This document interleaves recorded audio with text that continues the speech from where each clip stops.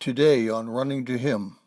A person who has changed through a relationship with God displays that change through his or her actions. Well, if you are joining us in going through the books of Ezra, Nehemiah, and Esther, today's reading is Nehemiah chapter 10, verses 28 through 39, and we will concentrate on verses 37 through 39. Verse 37 says this: "We will also bring the first of our dough, our contributions, the fruit of every tree, the new wine and the oil, to the priests at the chambers of the house of our God, and the tithe of our ground to the Levites, for the Levites are they who receive the tithes in all the rural towns. The priest, the sons of Aaron, shall be with the Levites when the Levites receive the tithes, and the Levites shall bring up a tenth of the tithes to the house of our God, to the chambers of the storehouse." And verse 39. "For the sons of Israel and the sons of Levi shall bring the contribution of the grain, the new wine, and the oil into the chambers, and there the utensils of the sanctuary, and the priests who are ministering, the gatekeepers, and the singers. Thus we will not neglect the house of our God." Well, D.L. Moody, the famous evangelist in the 19th century, was once walking on the streets of Chicago when he encountered a drunk lying on the sidewalk. As Moody began to pass by the drunk, he looked up and the drunk said, "Oh, you are the Reverend Moody. I was saved by you last week." Moody looked down at him and said, "You must have been, for if you met Christ, you would not be where you are now." The people of Israel recognized that there had to be a change in their lives if they were going to have some kind of a relationship with God. They were convinced that they could not keep walking in their world the way they had been after being confronted with what the relationship with God actually entailed. Now, we in the evangelical Protestant world sometimes hold the view that the goal is to get people saved and then move on to the next one or ones. We don't want to focus on the works which have been laid out by God.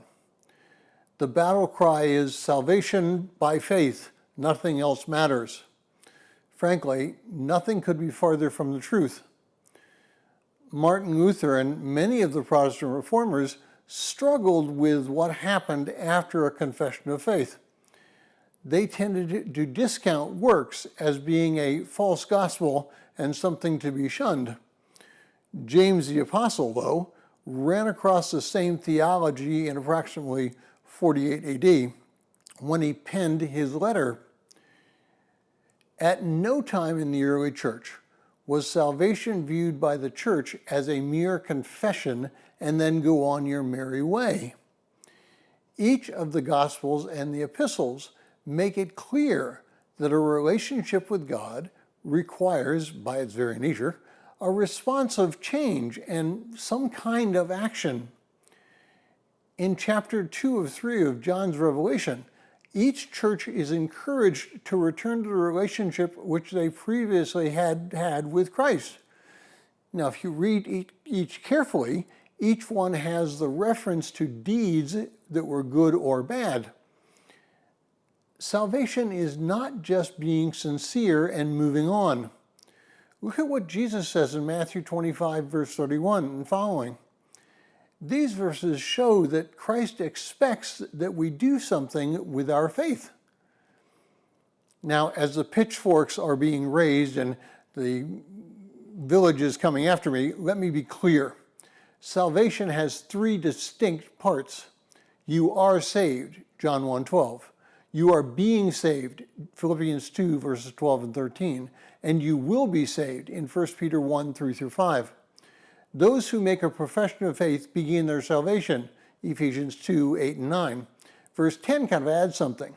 And if they died at that instant, they would be welcomed by Christ. But if God should keep them alive, he will expect action. 2 Peter chapter 1, verses 3 through 13 outlines our development as believers. We grow to be more like Christ as we live for and are in him. And that is also part of our salvation. Our final step in that salvation process is standing before Him and receiving our inheritance. 1 Peter 1, verses 3 through 5. Thank you for listening. We pray that today's devotion was meaningful to you. We would love to hear from you. If you listen to us on Facebook or YouTube, please like, subscribe, share, and tell others about us.